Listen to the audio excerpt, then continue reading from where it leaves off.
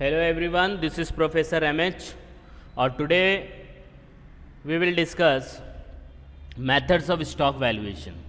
अगर आपने देखा होगा लास्ट वीडियो में हम लोग ने क्या देखा, सिस्टम्स ऑफ स्टॉक वैल्यूएशन. वो सिस्टम्स थे, ये मेथड्स हैं. ओके अब सिस्टम और मेथड में डिफरेंस क्या है? हम लोग को करना है स्टॉक वैल्यूएशन ही है, लेकिन वो सिस्टम था और ये मेथड्स हैं. तो सिस्टम आप बोल सकते हो इट इज़ अ ब्रॉड, बड़ा होता है, एक सिस्टम फॉलो होता है, राइट. ये सिस्टम है, ये कंट्री का ये सिस्टम है. अब वो सिस्टम के अंदर मेथड आ गया. तो आपने सिस्टम क्या फॉलो किया, पीरियोडिक किया या परपेचुअल किया, राइट. मेथड क्या होगा कि आपको एक पर्टिकुलर चीज़ को डिसाइड करने के लिए कौन सा फॉर्मूला यूज़ करना है, कौन सा तरीका यूज़ करना है, दैट इज़ मेथड्स. आई बात समझ में? अब इसको मैं एग्जाम्पल के थ्रू बोलता हूँ. एग्जाम्पल के थ्रू आपको कोई चीज़ खरीदनी है, ध्यान से सुनना तो समझ में आ जाएगा what is system and what is methods. आपको कोई चीज़ खरीदनी है तो आप दो ऑप्शन है आपके पास खरीदने का. या तो आप ऑनलाइन खरीदो या तो आप ऑफलाइन खरीदो. ठीक है, ये थोड़ा अनऑफिशियल तरीके से आपको एक्सप्लेन कर रहा हूँ जिससे कि आपको समझ में आ जाए सिस्टम क्या है, मेथड क्या है. ठीक है, मेरे जितने भी एग्जाम्पल्स रहेंगे थोड़ा अनरिलेटेड टाइप में लगेंगे, लेकिन when you see the topic तो आपको समझ में आ जाएगा हाँ ये इसका टॉपिक का मतलब है. तो आपको कोई चीज़ परचेज करना, कोई भी चीज़ परचेज करो, चलो मोबाइल किया, मोबाइल परचेज करने के लिए आपके पास दो सिस्टम है, दो ऑप्शंस है.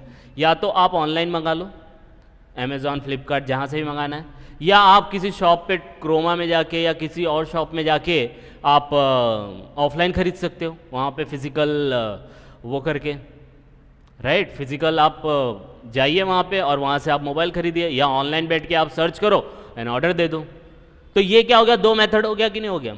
एक आप खुद दुकान पे चल के जाते हो और दूसरा आप ऑनलाइन देख के ऑर्डर करते हो. These are the two system.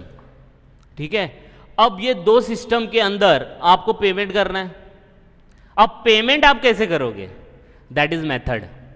तो पेमेंट आप कैश में भी दे सकते हो, चेक में भी दे सकते हो, एनईएफटी कर सकते हो, आरटीजीएस कर सकते हो, आईएमपीएस कर सकते हो, बहुत सारे ऑप्शंस है, राइट. यूपीआई कर सकते हो, बहुत सारे ऑप्शन है.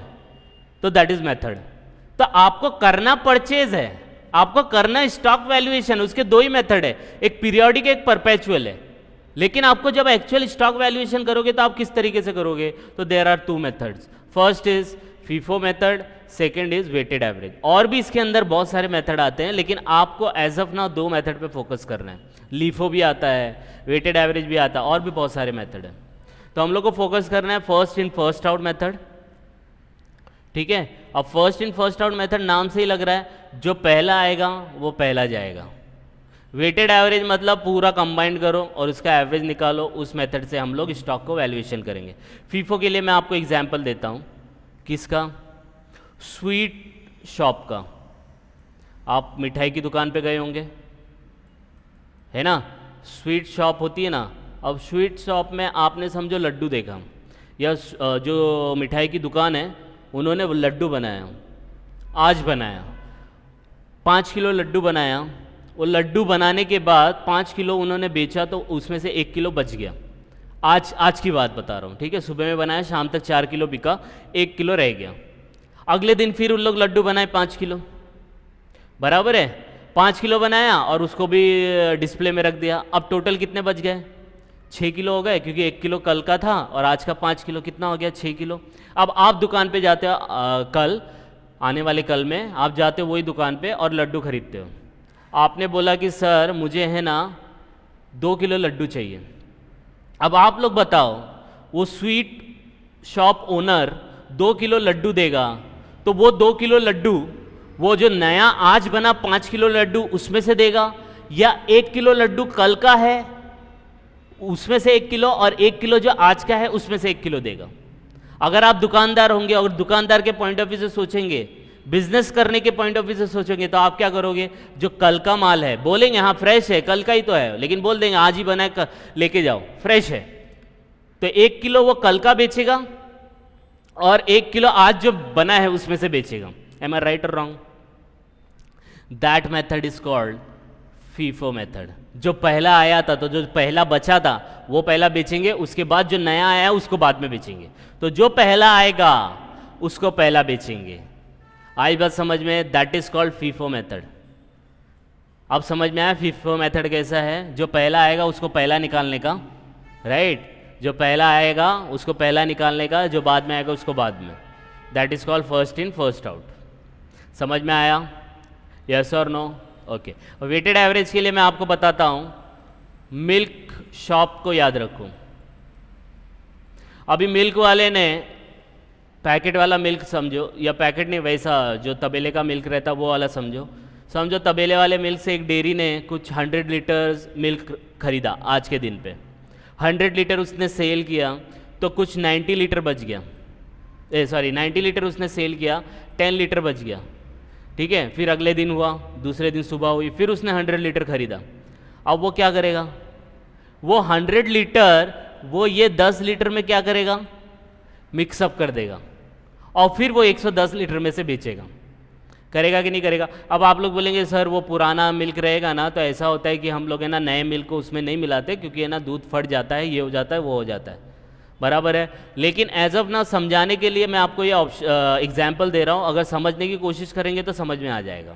तो वो 10 लीटर के अंदर आप 100 लीटर मिक्स कर देते हो तो कितना हो जाएगा? 110 लीटर। बराबर है। अब आप समझो सामने वाले के पास उसी डेयरी पे अगले दिन गए, एक दिन छोड़ के, जिस दिन उसके पास 110 लीटर हो गया, और आपने बोला सर मुझे 11 लीटर मिल्क चाहिए, तो उसने 11 लीटर मिल्क आपको दे दिया।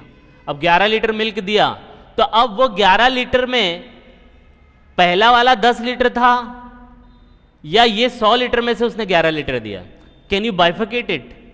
नहीं, आप नहीं कर सकते, क्योंकि वो मिक्स हो जाता है। तो उसमें आप ये नहीं फाइंड आउट कर सकते जो पहला आया वो पहला गया।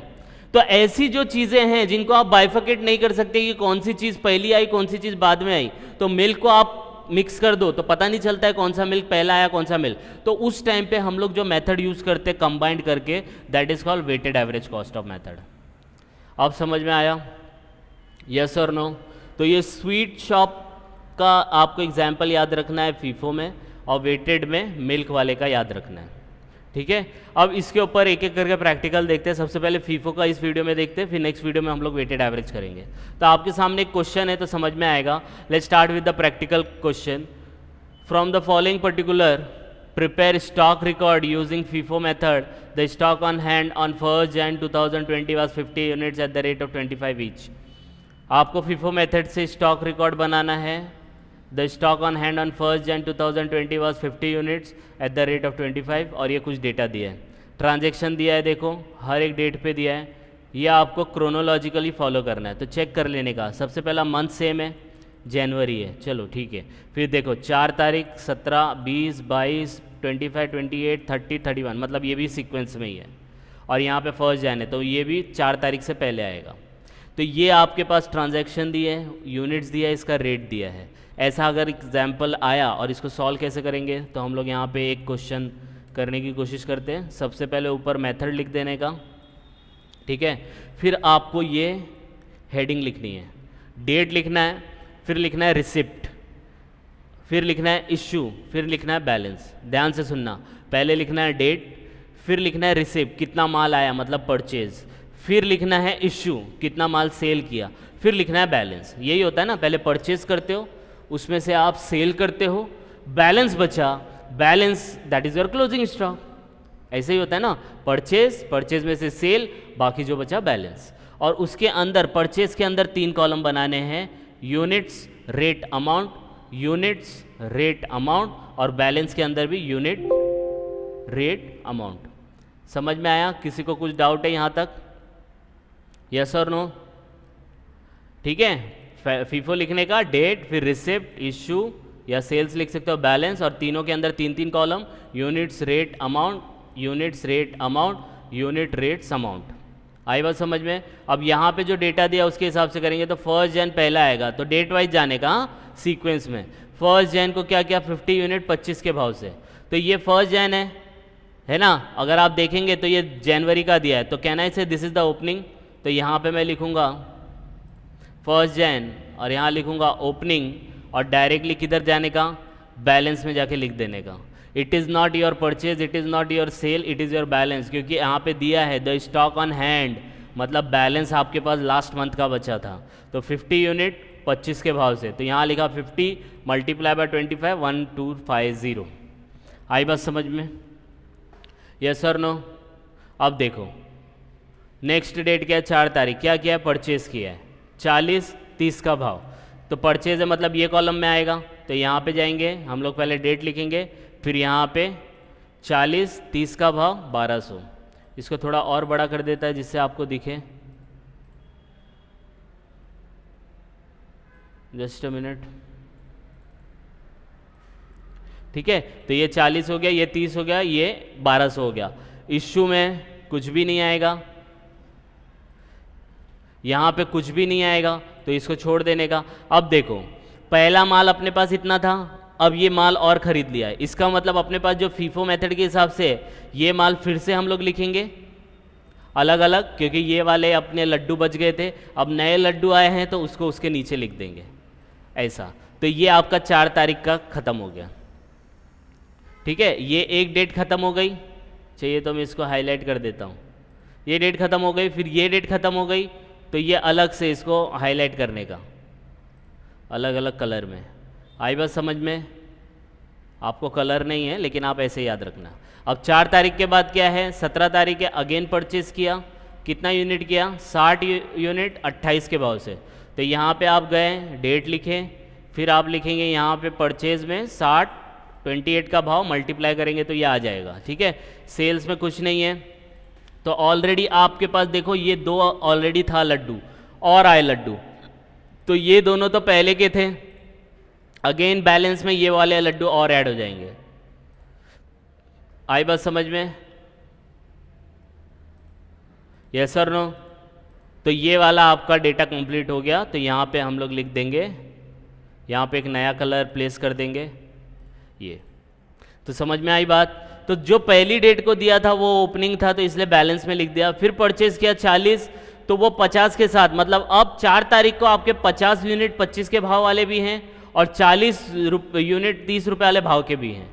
फिर 17 तारीख को आपने परचेज किया 60 यूनिट 28 के भाव से, तो अभी तक कोई माल बेचा नहीं ना, तो ये माल तो ऑलरेडी है अपने पास, 50 वाला 40 वाला और 60 वाला, तो ये 3 लॉट बन गए, मतलब 3 टाइप के लड्डू बन गए। आई बात समझ में? तो इनको सेपरेट ही लिखना पड़ेगा फीफो में। वेटेड में क्या होता है, इसको टोटल करके लिखते हैं। देखो अभी सेल करेंगे ना तो आपको समझ में आएगा, तो सेल करते हैं अभी। देखो 20 तारीख को क्या हो रहा है, सेल हो रहा है, कितना यूनिट, 50 यूनिट हो रहा है, तो 20 तारीख लिखेंगे। अब 20 तारीख में परचेज में कुछ नहीं आएगा, तो यहाँ नहीं लिखने का, सेल कर रहे हैं। अब सेल कितना कर रहे हैं, 50 यूनिट, तो देखो यहाँ पे 50 ऑलरेडी है ना, कौन सा, यहाँ से बेचेंगे 40 में से बेचेंगे कि 60 में से, तो फर्स्ट इन फर्स्ट आउट का मतलब है जो पहला आया, तो पहला क्या आया, 50 वाला है, तो यही माल बेच देंगे। आई बात समझ में?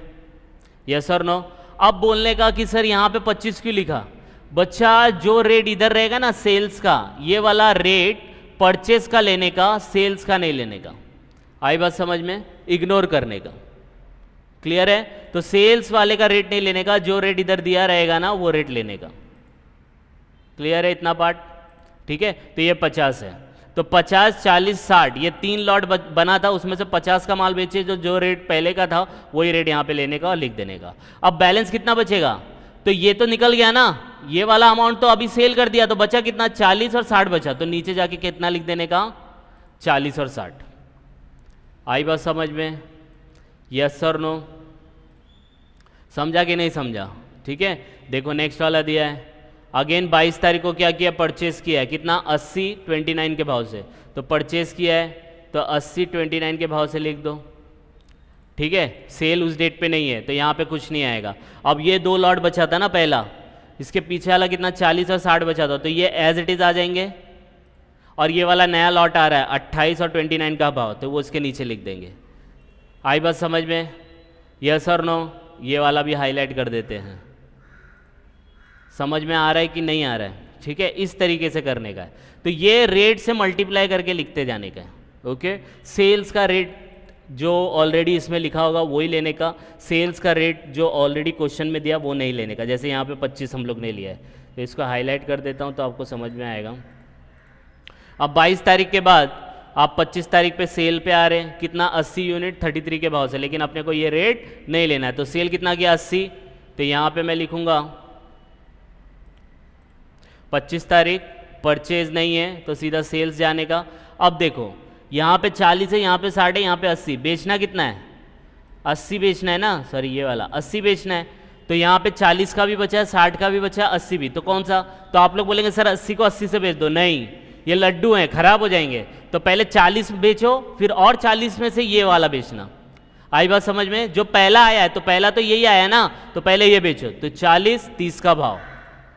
अब कितना बेचना था 80 बेचना था ना, बेचना था कि नहीं 80 बेचना था, 80 में से कितना बेचा 40 बेचा, और 40 बेचना है तो 40 ये 60 में से बेचेंगे, तो 40 ये 60 में से बेचेंगे तो उसका रेट कितना है 28 है, तो 40 × 28 ये लिखना है, मल्टीप्लाई करते हुए लिखते जाना, ये वाला मैंने कॉलम नहीं बता रहा हूँ, लेकिन ये आप दोनों को मल्टीप्लाई करके लिखना है। आई बात समझ में। अब ये दोनों लॉट में से ये वाला कट गया और ये 60 के अंदर से 40 बिक गया, तो बचा कितना 20, तो यहाँ पे देखो 20 लिखा रहेगा, आया 20, कैसे आया 20, 40 ये वाला बेच दिया क्योंकि हम लोग को कितना 80 बेचना था ना, तो 40 ये वाला बेच दिया और 40 ये 60 में से बेचने का। अब आप ये मत बोलना कि सर 80 है तो डायरेक्टली ये वाला बेचो ना, ये वाला नहीं बेच सकते, हम लोग फीफो फॉलो कर रहे, जो पहला आया वो पहला जाएगा, जो पहला आया वो पहला जाएगा, तो 40 यहाँ से गया, 40 यहाँ से जाएगा, तो यहाँ पे बचेगा 20, 60 में से 20 गया 20, 28 का रेट लगा के मल्टीप्लाई, और ये 80 तो एज इट इज़ रहने वाला है। समझ में आई बात, यस और नो, ठीक है, तो इस तरीके से होगा। अब नेक्स्ट क्या है, 28 को अगेन सेल कर रहे, कितना 20 यूनिट, सेल्स का रेट नहीं लेना है तो 20 यूनिट बेच देंगे, तो 28 में जाने का, यहाँ पे परचेज नहीं है सेल करेंगे, तो 20 यूनिट ऑलरेडी है तो वो बेच दो, बेच दिया, बचा कितना 80 बचा, तो यहाँ पे 80 का रेट आ जाएगा, है कि नहीं, ये 2 बचा था ना, अब ये 2 में से 20 बिक गया तो बचा कितना 80, तो 80 वाला यहाँ पे लिख देंगे।